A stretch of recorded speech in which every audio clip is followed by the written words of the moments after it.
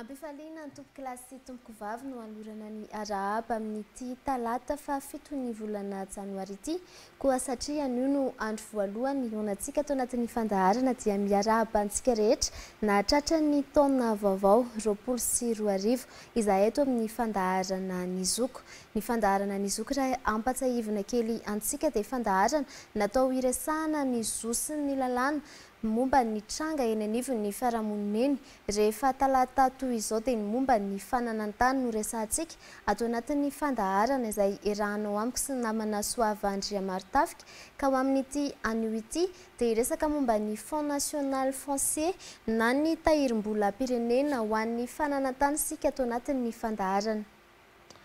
Araba topo kilasy topo vavy ary mbana manana ny firarintsono ny taona vaovao. Ny fandaharana ny zoko izay fanaraka ao tahaka ny talata tahaka izao dia ifantohana amin'izany hoe tontolon'ny fananantany izany ka araka rehefa natsidiky ny namana farany Razafina Velo teo dia ny tontolon'ny tahirim-bola-panjakana ho amin'ny fananantany no ifotoran'ny resaka efatra no vahiny izay misehatra amin'ity alina ity izay ny namana farany Razafina Velo no anolotra azy ireo araka ny andraikitra sy ny traikefany avy ao anatin'izany sahan'ny tontolon'ny fananantany sy ny fitantanam-bola momba izany. Iresahana momba ny tahirim-bola-pirenena ho an'ny fananantany izay dia ireo tompona andraikitra miandraikitra izay indrindra no vahintsika ato anatin'ny fandaharana amin'ity alina ity. Atombontsika avy ato amin'ny ilany avato izay vahin'izay dia Ramatoa Andriamisandrantsoa Nancy Rambao, directeur administratif et financier auprès du FNF MHTP. Ary eo ihany koa Andriamatoa Rakotsafy Mahatratra Fanomezantsoa, directeur de recherche et du développement auprès du FNF eo anivon'ny MHTP hatrany. Ary Ramatoa Mamliena Lié, directeur d'orientation et de suivi des programmes auprès du FNF. Ary avy ato amin'ny ilany avato ihany koa Andriamatoa Rajoelysolo Kotondrajona, secrétaire mpanatanteraky ny BIMTT. Ny BIMTT izay mpanohana n'ity fandaharantsika ny zoko ity ary isan'ny ao anatin'ny fiarahamonim-pirenena ihany koa. Mialohan'ny idirantsika lalindalina ao anatin'ity lohahevitra ity angamba dia tsara ampahafantarina voalohany hoe manahoana tokoa moa izay tahirim-bola-pirenena ho an'ny fananantany izay, manahoana ny loharanom-bola miditra ao anatiny. Asa izy aminareo telo menatany ho amaly azy. Misaotra betsaka fa miaraba ny mpijery rehetra dia miaraba tratra ny taona dia miaraba anareo mianadapa n'olotra ihany koa, miaraba ireo namana miara-manatrika eto. Ny momba ny tahirim-bola-pirenena ho amin'ny fananantany, ny tantara moa izany hoe ny antom-pisiny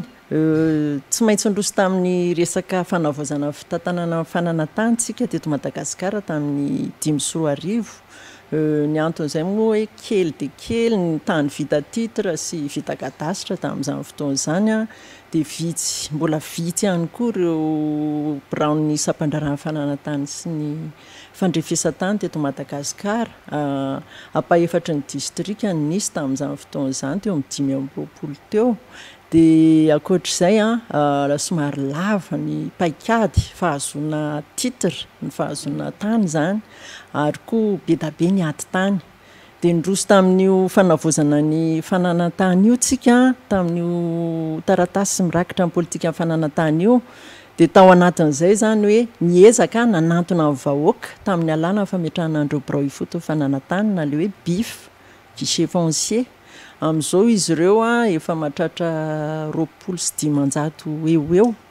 dia amin'ireo eny amin'ny commune izany eo amin'ireo commune Enjado sy Arivo Mahery. Dia tao anatin'izay fanavaozan'izay koa dia nisy ny fanaovana moderna ny fitaovana iasan'ny sampandrarana fananantany sy fandrefesantany nanomboka nampiasa ny solosaina sy ireo teknôlôjia moderna ary ny zanaka natomboka tamin'izay ihany koa ny fampidirana natotry solosaina ny atotan-kevitra rehetra mahakasika ny fananantany. dia teo ihany koa satria ny lalàna teto amintsika mahakasika ny fananantany dia mbola lalàna talohan'ny fanjanahantany nandrindra ny fanjanahantany ary tamin'ny fahaleovantena teo amin'ny 1700 taona akamaroan'ireo lalàna dia niezahana no avaozana mifandraika amin'ny zava-misy amin'izao zany ny lalàna ary mifara moa izay zavatra lehibe ihany koa dia nydroso tamin'ireo fampiofanana andreo mpiantsehatra rehetra tamin'ny resaka fananantantsika tamin'ny 5 izay tanjona tamin'izay moa zany dia mba hoe mora ny azony olona ny zony amin'ny resaka fananantany mba tsy ho lafo be ary ho azo amin'ny fotoana mora ny fahazony an'izay firaketana ny zony amin'ny fananantany izay ho andro zo izay tsy voasoratra rehetra dia nomena nyreny hoe karatandreny izy tao aorianan'izay dia tao aorianan'izay 5 izay tao anatin'ny 10 taona moa zany zany zavatra rehetra zany nitranga dia nisy ny zavatra vita nisy ny tsy vita dia tamin'ny 5 no amafisina izay fanavozana ny fananantany izay namoaka taratasy vaovao indray zany mahakasika ny politika amin'ny fananantany tany 5 hatramin'ny 3 dia ao anatin'io moa zany dia natao mihitsy izay hoe ampisy ny andrindrana izay resaka fananantany izay izay fanavozana fananantany izay amin'ireo sehatra hafa ohatra hoe arenan-kibon'ny tany ny fambolena sy ny fiompiana sy ny tontolo iainana sy ny sisa satria lasa ohatrany hoe manjary nanderery ilay fanavozana teo amin'ny fananantany izay dia ny tanjona ao anatin'izay zany dia mba hoe ho fanotra amin'ny fampandrosoana eto Madagasikara ilay politika le fananantany dia mba hampaharitra an'izay fanavozana fananantany izay satria nisy ny ezaka arak'izay hitantsika izay hoe nanomboka 5 dia somary nisy fikatsoana kely izay fanavozana izay dia tsapa zany hoe tsy ampy le famatsim-bola avy any ivelany hoe hiandry an'izay ankintoa amin'ny any ivelany izay ilaina le famatsim-bola avy any ivelany fa hoe hiandry an'izay foana ve tsika dia hitan'ny fanjakana koa hoe ny fananantany dia anisany mampiditra vola betsaka eto amin'ny kitapom-bola mpanjakana eto Madagasikara nefany ny sampandrarahany fananantany sy fandrefesantany dia atao hoe anisan'ny sahirana anisan'ny mampalahelo kely zany satria tsy ampy le fanavozana tao anatiny na dia nisy ary izay ezaka izay dia nandroso ny hevitra tao anatin'izay hoe aleo jerena ny fomba hitohizan'izay fanavozana ny fananantany izay ny ahatonga nyireo sampandraraha ireo hanaraka ny teknôlôjia tokoa sy hamokatra tsara hanome fahafaham-pony ny vahoaka dia napetraka zany ny tahirim-bolam-pirenena ho amin'ny fananantany tamin'ny 12 tamin'ny alalan'ny didim-panjakana 12 5 tamin'ny 7 aogositra 2012 tahak'izay izay zany no nametrahana an'ilay tahirim-bolam-pirenena ho amin'ny fananantany. Io tahirim-bola io ve avy amin'ny volam-panjakana sa avy amin'ny mpanjifa no mandray anjara ao anatin'ilay izy? Manatitra ny arahaba ho anareo mianada ho an'ny mpiantsehatra eto ary indrindra ho an'ny mpanaraka ny fandarana ny zoko any tokantrano manatitra ihany koa ny firarian-tsoa amin'izao taona vaovao izao. Ny vola izay miditra ao amin'ny fananantany ao amin'ny kitapom-bolan'ny tahiry pirenena ho amin'ny fananantany dia vola izay tsy no amin'ny kitapom-bolam-panjakana aloha na ny hohiditra ao amin'ny kitapom-bolam-panjakana no atao ao fa mitady loharanom-bola izay maharitra ho afaka ampidirina ao. Marobe izy ireo fa fitiantsika amin'ny anankiroa fotsiny dia ny famatsim-bola eto an-toerana sy ny avy any ivelany amin'ny alalan'ireo izay sombony kely alaina ao amin'ny vola miditra ao amin'ny fananantany. Ny atao dia hoe tsy miantraika loatra any amin'ny mpanjifa ilay vola alaina fa kosa miantraika any aminy ny zavatra ezaka fanampiana ho an'ny sampandrarahan'ny fananantany ho amin'izany fanatsarana ny sampandrarahany fananantany sy ny fandrefesantany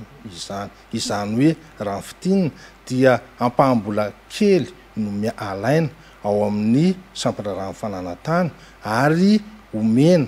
hanavaozana ny fananantany ny fampandehanan-draharaha ary indrindra ny ataontsika hoe modernisation fampanarahana toetrandro ireo fitaovana ampiasaina ao amin'ny sampandraharaha mba ahafahana manatsara ilay kalitao dia rehefa tsara koa ny kalitao dia mety misy koa ampahany izay mampazoto ny mpanjifa mankarakara ny tany indrindra isoroana ny ati-tany ihany koa. Ao anatin'izay rehetra zay ny fanontaniana manetitika dia hoe maharakotra n'ilay filana ankapobeny ve ilay ampahany izay hoe alaina amin'ny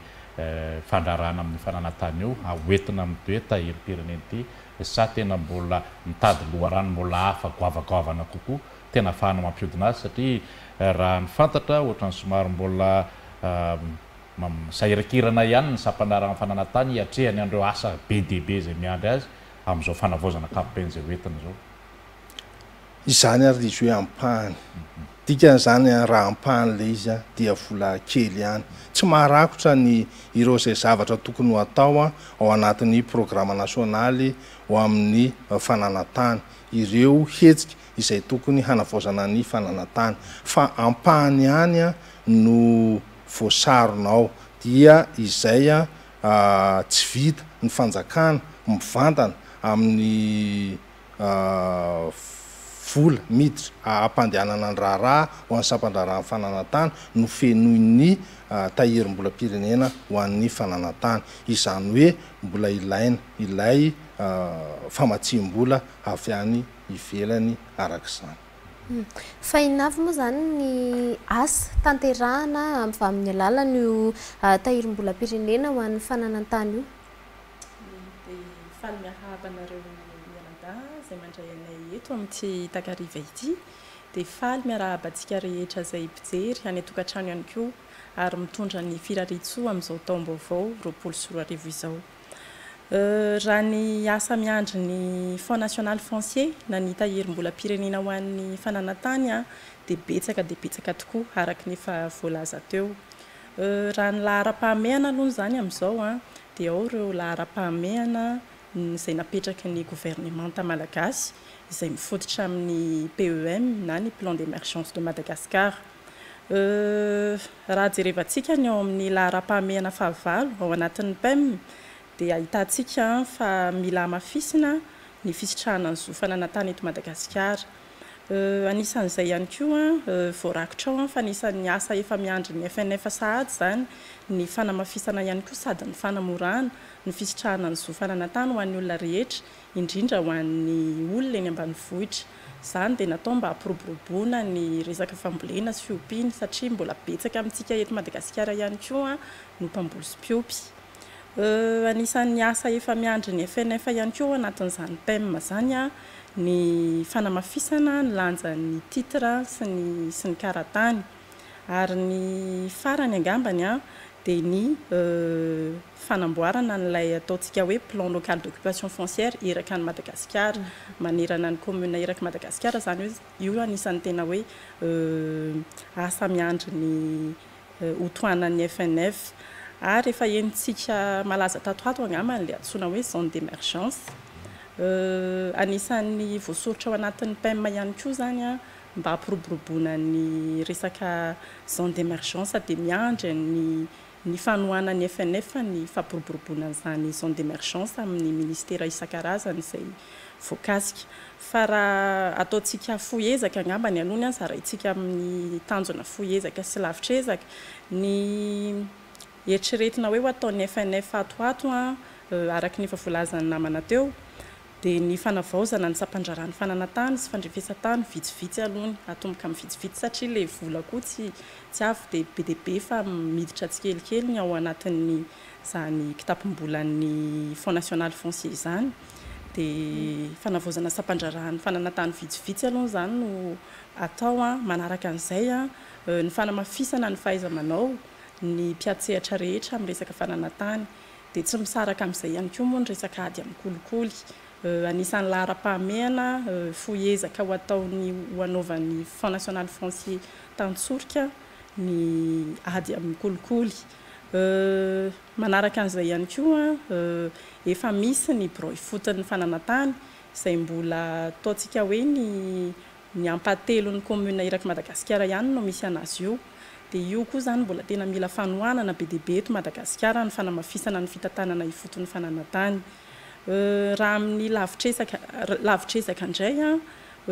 araka ny voalazan'ny namana teo dia misy ny programme national ho an'ny fananantany. Be dia be ny asa voarakitra ao anatin'io programme nasa national ho an'ny fananantany io.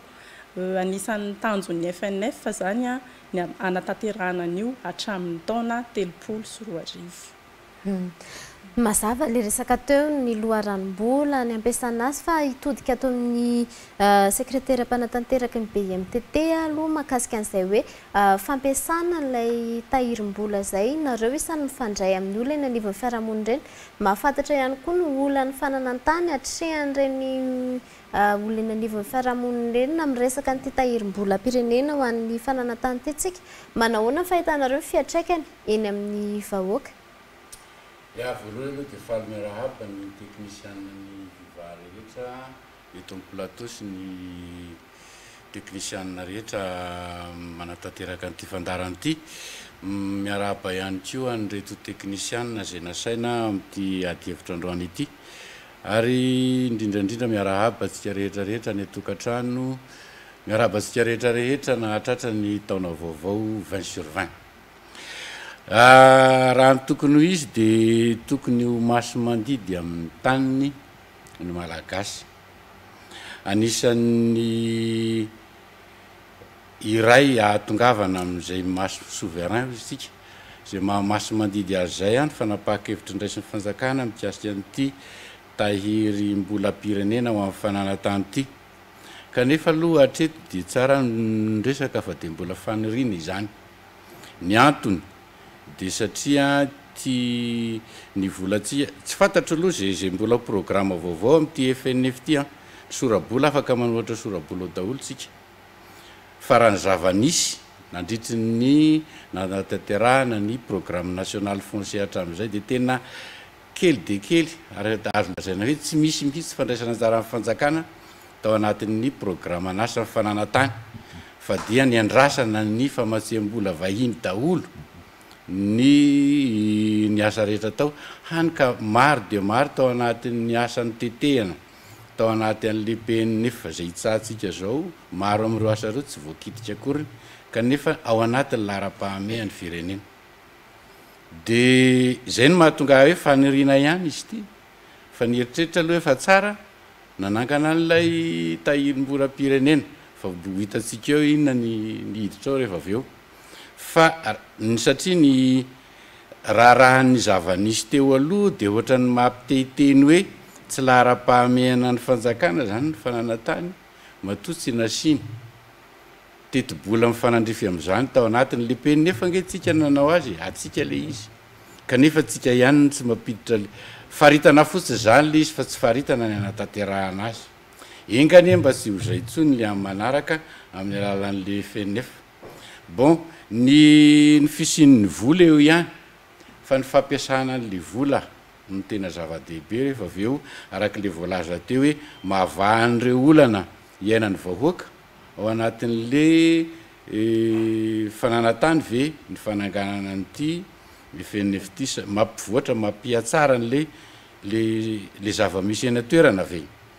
Raha ny fijerina azy ny zavatra efa misy aloha ary hita fa mahomby dia ny fanatanterahana an'ilay décentralisation effective an'le service foncier toy ny fananganana ny BIF zay ny mpanjifa no miantoka ny apahany marobe amin'ny fampandehanana ny raharahany amin'ny BIF. Ekena fa tena zavatra mbola napetraka io ary mbola ianarana tsy ho tonga lafatra mihitsy fa tsy maintsy hatsaraina ny efa vita kosa tsy maintsy hatsaraina ka ny fampitombona ho amin'izay toerana azo ampitombona an'ilay broi foton'ny fananantany zany zao anisan'ny fomba anankiray tena ahafahantsika miroso amin'izay mahamaso madidy atsika zay mahasouverain lay malagasy zay ao anatin'le fananantany atreo angamba aloha ny azoko tenenina mahakasika azy ny olana anankiray ngamba mety mety am'sehatra misy atsika ny hoe resaka saingy tokony atsipy any hoe itsika teknisianina ve manana eritreritra ny amin'ny hoe mba hanatsarana ny sy ampitomboana ny loharanombola azo ho amin'ny tony tahiry tony satria manjary karazana vato misakana amin'ny fanatanterantsika ny asantsika ny tsy fahalavorarina ny tsy fahampian'le vola hoety mihetsika kanefa lay sorotrasana lay tetikasa atao hoe manitra be nefa tsy tratra le izy satsy tsy manana an'izay fahefana zay loatra nareo fa dia izy eo no tonga amin'ny fitenena hoe izy kely anarany no ahiratra satapy izy nareo no mamelalo anazava kely fa ny ampisin'ny FNF dia izay tokoa mitady loharanom-bola hampaharetana ny fanavaozana ny fananantany loharanom-bola ato anatiny avy amin'ny fikirakirana ny ampahany amin'ny vola miditra ho amin'ny sehatry ny fananantany ho amin'ny sapatra raha amin'ny fananantany izay hitantsika hoe maro kanefa ngamba n'izy no sampandraraha farahidiny indrindra tsisy na solosaina tsisy na seza tsisy na birao sy ny sisa kanefa ny mpanjifa mitaky asa tsara vokatra tsara sy ny sisa ho amin'izay vola izay ihany dia iverenao kely lay teniny zareo amin'ny BMTT teo hoe kely de kely ny volany eto fanjakana hanatanterahana ireo sorotrasa ao anatin'ny PNF marina zany ary iaraha manaiky satria nahoana tamin'ny 2024 ny fanjakana nanana finiavana ametraka ny tahirim-bola pirenena ho an'ny fananantany 2024 izany hoe efa nisy ilay finiavana saingy miovandrina miovasata araka ny fantatsika tsisy an'ny FNF tao amin'ny fitondrana teo aloha ny verina indray ireo mpitondra amin'izao fotoana izao izay nanana an'ilay finiavana dia namerina an'ilay tahirim-bola izany hoe izao zany vo isy ilay vola zao misy ilay finiavana ary rariny raha tsy vita ilay sorotrasa tao amin'le PNF voalohany satria tsisy ilay finiavana teo aloha fa izao kosa manateny sika fa hisy ireo vita no ny fisian'ny FNF satria misy ilay finiavana ny verina mirafitra ao amin'ny ministera mpisahana ny fananantany ny tahirim-bola pirenena ho an'ny fananantany izay natao hitady loharanom-bola maharitra hampaharetana ihany koa ny fanavaozana ny fananantany dia mino isika zany aloha fa ireo sorotrasa ao anatin'ny PNF 2 dia tena ho vita ny ampahany maro tondra fanazavana manomana ny fanamarin'ny nanatsika avy eo amin'ny BMTT teo hoe tsy dia tena lahara-pamehan'ny fanjakana ny resaka fananantany tsara marihana angambany any fa raha ho an'ny loi de finance teo aloha ny 2019 dia ataontsika hoe teo manodidina ny 6 milliards d'ariary teo ny budget natokana ho an'ny fananantany fa noho ny finiavany fanjakana te hampandroso ny resaka fananantany dia nitombo avy telo eny zany amin'ity loi de finance 2020 manodidina ny 18 milliards d'ariary eo zany amin'ity 2020 ataoko angamba hoe midika hoe tena misy finiavany fanjakana BDB te hampiroborobo ny resaka fananantany matoa hoe tsy nitombo avy roa eny fa avy telo eny be izao ny volana totin'ny fanjakana malagasy ao amin'ny resaka fananantany Idirantsika lalindalina ihany rehefa avy eo ny mahakasika an'izay momba ny fampiasana ny tahirim-bola pirenena ho an'ny fananantany izay fa andeha aloha isika anaraka ny horonan-tsary fampahafantarana ny BMTT izay mpanohana n'ity fandaharantsika ny zoky ity.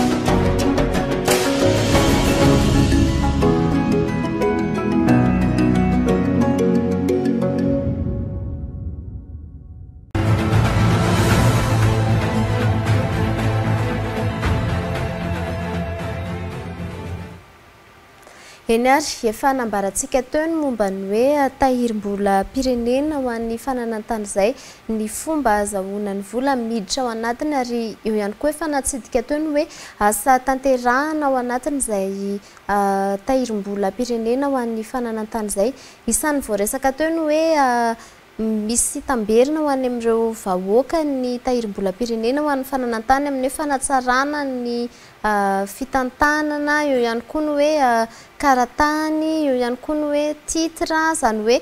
misoroka ny ady eny anivon'ny fiarahamonina satria hatramin'izao aloha mbola isan'ny miteraka ady eny anivon'ny fiarahamonina foana ny resaka olana eo amin'ny fananantany izay indrindrindra ny hoe mbola tsy manana fiarovana amin'ny taniny ireo vahoaka ireo ka izay indrindra mampatonga nahiditra hoe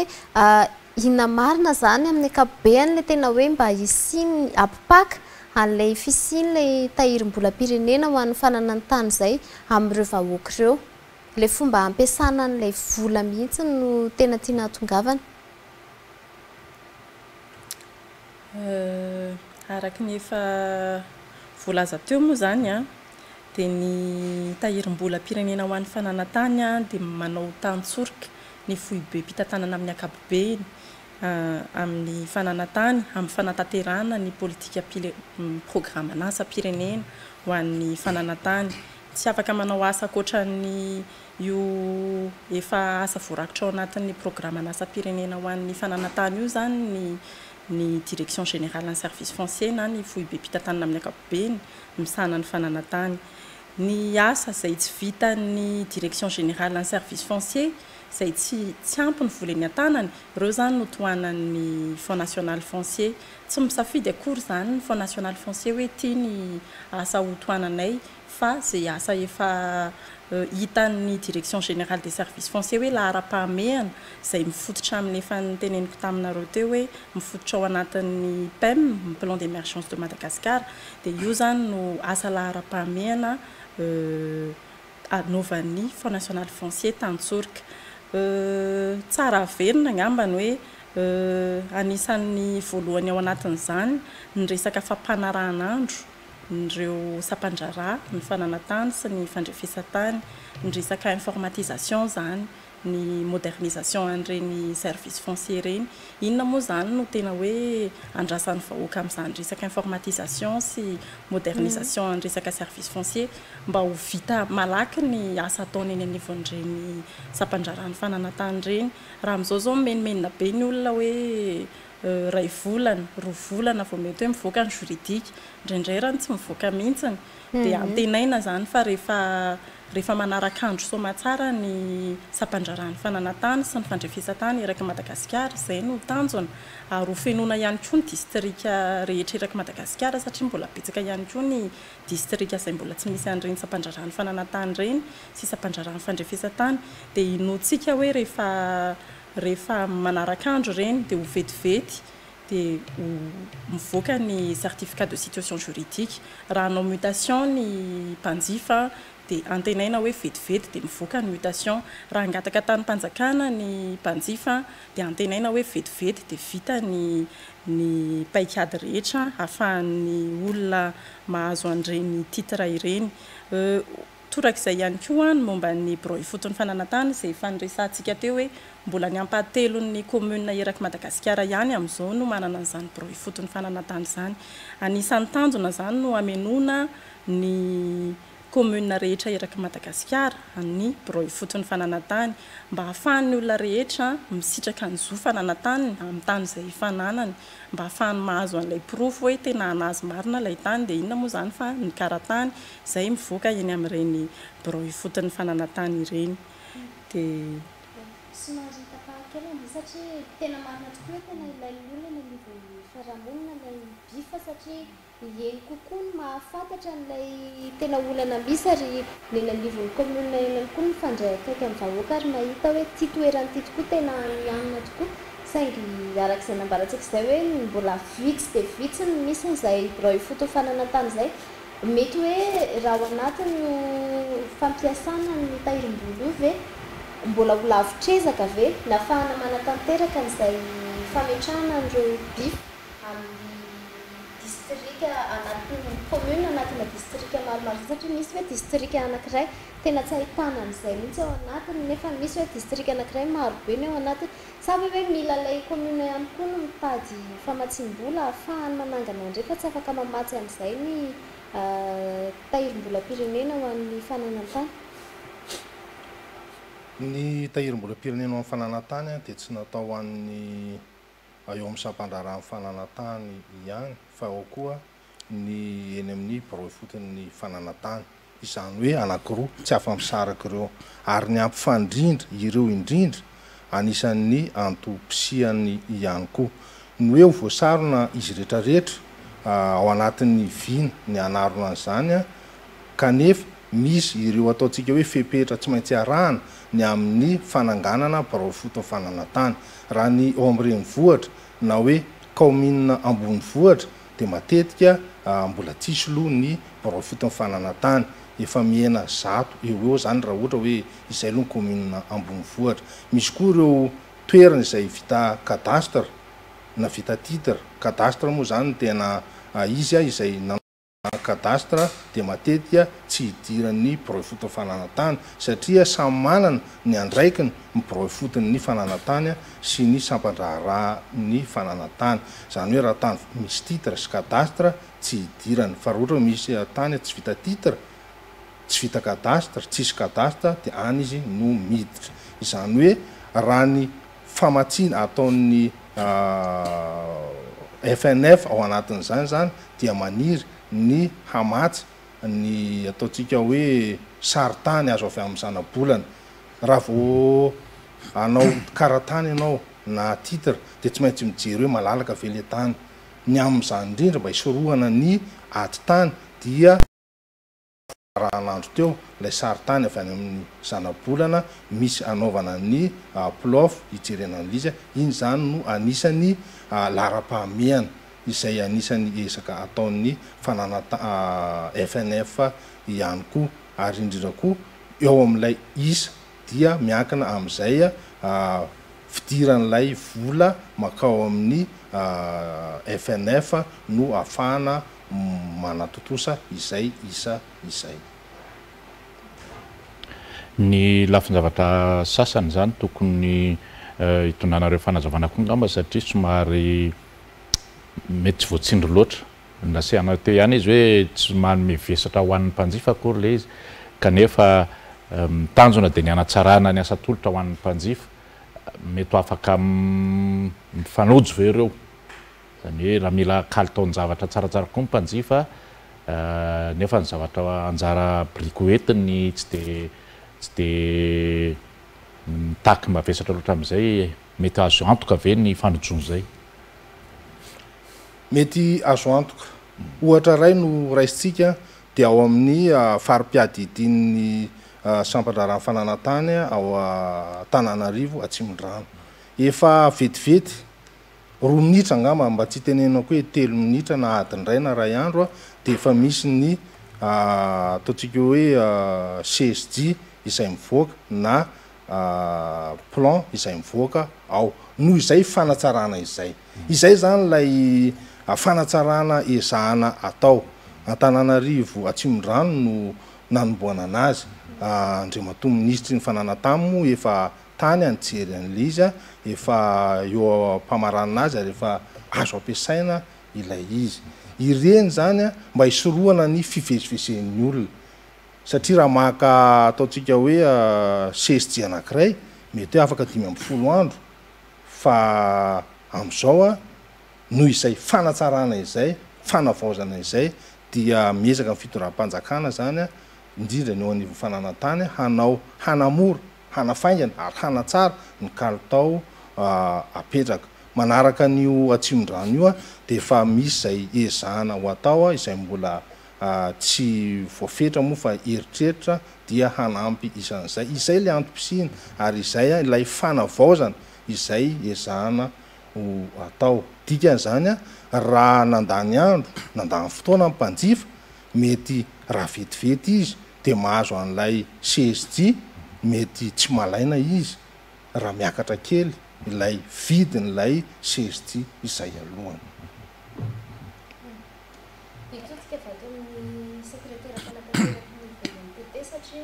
Ny BMTT no isan'ny tena misehatra ny fiarahamonina amin'izay resaka momba ny fananantany izay. Manahoana ny fahitanareo efa voaresaka teo moa hoe fomba asa tanterahanao anatiny. Manahoana ny fahitanareo an'ilay Fonds National Foncier ampy ve sa hoe mbola mila fanatsarana kokoa ny fampidiram-bola ao anatiny mahakasika an'ilay hoe asa tanterahanao anatiny izay? Manantena aloha zany amin'zareo tompona andraikitra n'ity tahirim-bola ty fa dia tsara zany ny kalitaon'ny sampandrara fananantany, iena ny vola alon'ny mpanjifa, iena koa ny fotoana lany amin'ny fiandrasana taratasy. Dia manantena anareo mba hiverina eto afaka herintaona ifampiresantsika anazy. Ny ahiahy mantsiny dia izao ty resaka ty ane ka teti-bola ny resahany. Tahirim-bola teti-bola zany fa tsy afaka mitentsika hoe io teti-bola faritany-zareo anatin'ny FNF dia ho tafiditra ho 100 isan-jato. Eny na dia efa kely amin'ny filana aza dia mety mbola tsy ho tafiditra 100 isan-jato nge. Zay ny ahiahinay mpanjifa zany. Dia zany hoe raha jerevantsika ny filana ao anatin'ny réforme mila investissement ngeza be. L'investissement ngeza be zany hatreto aloha dia tsy maintsy mbola hitavan-drana vola vahiny. Nefa fantatritsika ihany fa rehefa ny vola vahiny raha le vola vahiny tonga tamin'ny PNF teo aloha teo zao dia vola indramina ny tena be dia be tao anatiny fa kely noho ny vola indramina ny fanomezana tsotra zany. Na vola indramina azy izy tsika tsy tena maso mandidy tanteraka amin'le fampiasana azy. Zany rehetra zany manahirana mieritreritra zay ka mbola verina ihany hoe dia manantena ary mivavaka ao amin'ny Fonds National Foncier mba ho tanteraka araka izao faritana azy zao ny zavatra hitranga tokoa fa resaka betsaka fa ny ataony hita dia miandry anareo zay. Manoloana an'izay firarintsoa zay aloha dia misaotra betsaka misareo eo amin'ny BMTT. Ny tsara marihana angambany araka ny voalazany namana teo hoe ny taona 2020 sy 2020 teo zany ny Fonds National Foncier vao tena hoe nanomboka ny asa amin'izay tao arian'ny fametrahana anazy tamin'ny taona 2012. Rehefa hiasa ny Fonds National Foncier amin'izao fotoana izao dia tsy hoe hiasa foana akorany fa nisy fanadihadiana natao tao, nisy étude natao zany tao hijerevana indrindra n'izay paikady rehetrarehetra hoe ahoana ny fomba ahafahan'ny FNF miasa tsara mba tsy ho teti-bola fotsiny lay vola hoeritreretina fa mba ahafantarana hoe ohatrinona ny vola tena ho tafiditra ao anatin'ny FNF ahafahany manatanteraka an'ilay asa miandry anazy. Ahafahana mahafantatra ihany koa hoe ohatrinona moa zany ny vola tokony ho tratrarina anatanterahana ny programme asa-pirenena ho an'ny fananantany fa tsy hoe mandeha gona ho azy amin'izao ny asa ataon'ny FNF zany fa nisy an'izay fanadihadiana natao zay ahafantarana ny vola rehetra ilaina sy ny indrindra ahafantarana ny vola ho tadiavina ahafahana manatanteraka an'ireo asa ireo. Dia izay mpiara-miasa atao amin'ny FNF ihany koa zany manantena hoe mba ho tanteraka ireo asa rehetrarehetra izay miandry ny anay ato amin'ny FNF ho fanohanana ny asa ao anatin'ny programme asa-pirenena ho an'ny fananantany. Eo amin'ny fomba fampiasana io vola ohatra ny tiako mba hijerena kely amin'ilay hoe fitsinjaram-pahefana zany hoe satria ny any amin'le mpanjifa ny mandray anjara ny aty amin'ny fohy be hoe tsy mba mitondra ny anjara briko no any amin'ilay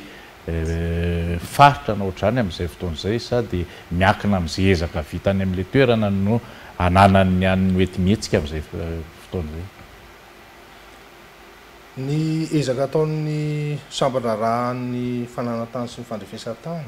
miara-miasa amin'ny tahirim-bola pirenena ho amin'ny fananantany dia mba hampifandrindra ny fitsinjaram-pahefana sy ny fitsinjaram-pahefana ao anatin'le sy mifanapahariam-pahefana décentralisation sy ny déconcentration. Ao zany ny sampandrara ny fananatany izay ataontsika hoe fanapahariam-pahefana iny ary ny birao fotony fananatany fitsinjaram-pahefana iny. Ireo dia tsy misaraka araka ilay voalaza teo fa miaraka foana. Dikan'izany ilay vola miditra aty amin'ny kitabom-bolan'ny tahirim-bola pirenena ho an'ny fananatany dia miantraika any amin'ny birao fotony fananatany ihany koa. Raha tsy lazitsika afa-tsy ilay hoe saritany avy amin'ny zana-bolana teo sy ny plaf izytsika ireny tena mampiasa an'ireny dia ny eny amin'ny birao fotony fananatany. Ao koa ny fanatsarana ny birao fotony fananatany ary raha miatsara koa ny sampandrarahany fananatany mahazo tombony ihany koa ny birao fotony fananatany eny anivon'ny commune, zany hoe samy mahazo zany. Ilay vola zany tsy miankina loatra ary any amin'ny commune ary raha jerentsika ny teti-bola miditra ao amin'ny kitabom-bolan'ny tahirim-bola pirenena amin'ny fananatany tena ataoko ngamany hoe tsy mitavandra ny avy any ny tahirim-bola pirenena amin'ny fananatany fa ny am'ireo mpampiasa vola lehibe no sy ireo mpampiasa tany lehibe ireny vola azo avy amin'ireny niofan'ireny ampany amin'ireny no miditra ao amin'ny kitabom-bola dia tsinjaraina ho amin'ny sampandrara ifotony fananatany sy sampandrarany fananatany sy fandrefesan-tany. Samy mahazo tombony zany. Indona fa maro ny fanampanazavana sy ny fahalalana azo nahakasika izay tahirim-bola pirenena ho an'ny fananantany izay mialohan'ny hanomezana 2 minitra avy ho anareo hitondrana ny teny mbola tiana ampitaina amin'ny mpanaraka ny fandaharana dia hanaraka ny horonan-tsary fampahafantarana ny BMTT izay mpanohana ny fandaharana ny zoka loisika.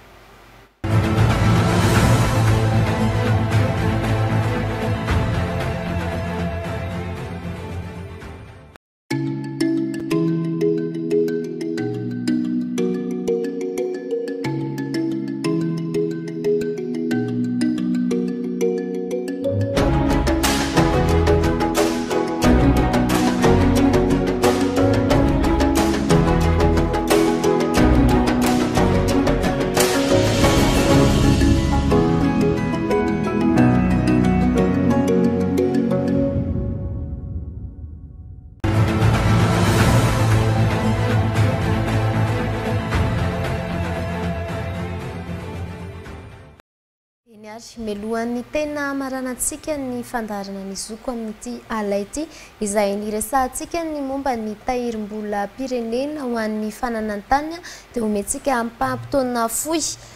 amtinana na ilazana ny mbola tsy voalaza ianareo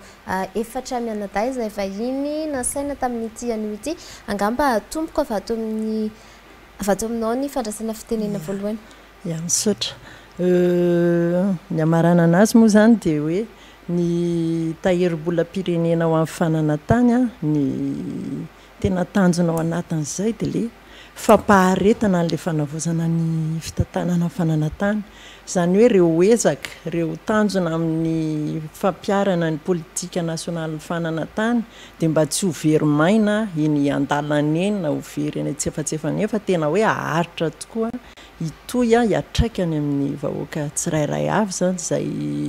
ezaka amin'ny fanavozana fananantany zay itoy foana dia izay ny antony hipetrahan'ilay tahirim-bola pirenena io. Ankasitrahana ny directeur administratif et financier auprès du FNF nitondra izay teny izay afadikitsika ato amin'Andriamatoa Rakotsizafy mahatratra fanomezana izay directeur de recherche et du développement auprès du FNF hatrany. Anisan'ny fifanarahana nataon'ny filoha sy ministra ny fampandehanana ny Fonds national foncier. Izany hoe amin'ny taona 2017 iny zany dia tsy maintsy tafapetraka ny Fonds national foncier. Isaorana ireo mpiantsehatra rehetra, isaorana fanjakana, isaorana ny ataontsika hoe filan-kevim-pitantanana fa tafapetraka soamatsara ny tahirim-bola pirenena ho an'ny fananantany. Efa voafidy ny efa natao ny fivoriana voalohany filan-kevim-pitantanana ao ny filohan'ny filakevim-pitantanana, misy koa ny agent comptable, ao ny mpiasa rehetra hatrany amin'ny directeur général, ny directeur technique, chef de service ireo mpiara-miasa rehetra, ary indrindrandrindra izay anisan'ny lehibe dia efa manomboka miditra tsikelikely ao anatin'ny kitapom-bola ny tahirim-bola pirenena amin'ny fananantana izay vola loharam-bola tokony hiditra ao amin'ity tahirim-bola ity, izany hoe efa mandeha tsara zany tahirim-bola pirenena ary efa hanao zavatra izy amin'ity taona 2024 ity. Ramatoa Mamniaina Lié, directeur d'orientation et de suivi des programmes auprès du FNF. Ny anampina ny efa voalaza teo angamany dia adino ny nilaza hoe établissement public administratif, ny Fonds national foncier dia organisme rattaché eo anivon'ny MHTP izy io na ny ministère de l'aménagement du territoire, de l'habitat et des travaux publics. Ny toerana misy anay ihany koa adino no niteny anazy fa eny akaiky ny station de pompage ny Pipa eny Ambodimida eny amin'ny Rodidig, eny zany no ahitana ny siège ny Fonds national foncier. Amaranako ny 2 minitra ko angambany dia ny fanentanana ny mpiara-miasa rehetra, ny mpiara-misehatra rehetra amin'ny fanatanterahana andreo asa be dia be izay miandry ny Fonds national foncier, indrindra ihany koa ireo mpiara-miombonantoka ny bailleur de fonds satria araka ny voalaza teo dia tsy ny ressources avy ato anatiny ihany no antenain'ny Fonds national foncier fa eo ihany koa ny vola izay avy any amin'ny mpiara-miombonantoka. Dia misaotra anareo. Ny sekretera mpanatanteraka ny BMTT Andriamatoa Rajoely Solokotondrajona. Ny tahirim-bola pirenena dia fitaovana ihany ary endrika le tahirim-bola pirenena zany zao no endrika isehon'le fandraisana anjara ny fanjakana amin'ny lafo fananantany. Efa dingana anankiray misy fiatsarana zay raha miohatra amin'ny teo aloha tsy nisy azy, kanefa ny dia fantatritsika avy hatrany na izany aza fa tsy ampy ny ho filana sy ny ambopotsika ao anatin'ny izay hoe souverain tsika eto amin'ny firenena zay lay io fond io tsy ho ampy mihitsy. Dikan'izany tsy maintsy mbola ho amafisina ihany ny fandraisana anjaran'ny olo-pirenena amin'ny ohatran'ireny ataon'ny mpanjifa any anatin'ny bifa reny. Misy ihany koa efa ampiasantsika eto Madagasikara ihany ohatra ho any amin'ny tontolo iainana, misy ny manangana fondation izy dia ao anatin'iny koa misy ressources be dia be ahafahany mampihodina ny fampaharetana ny asan'ny fiarovana tontolo iainana, azo eritreretina hoe azo trandrahana ihany satria efa expérience positive teto amin'ny tanàna. Dia misaotra ny rehetrarehetra aloha tamin'ny ady-hevitra.